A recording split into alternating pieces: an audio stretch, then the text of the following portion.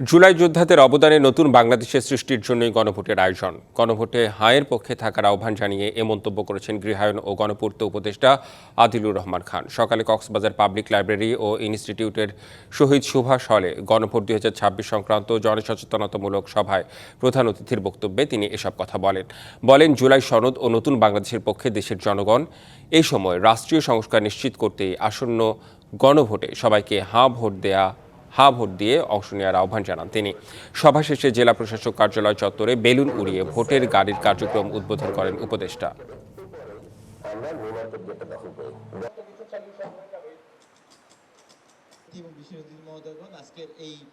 গণঅভ্যুত্থানের মধ্যে দিয়ে যে জুলাই সনদ, সেই সনদ বাস্তবায়নের জন্য যে সম্মতি, সেই সম্মতি 12 তারিখে গণভোটের মাধ্যমে আসবে বলে আমরা আশা করছি এবং এই জন্য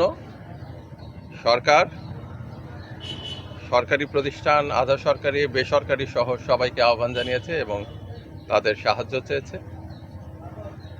যেন এই গণভোটে হাঁর পক্ষে, জুলাই সনদের পক্ষে, শহীদদের আকাঙ্ক্ষার পক্ষে জনরায় আসে।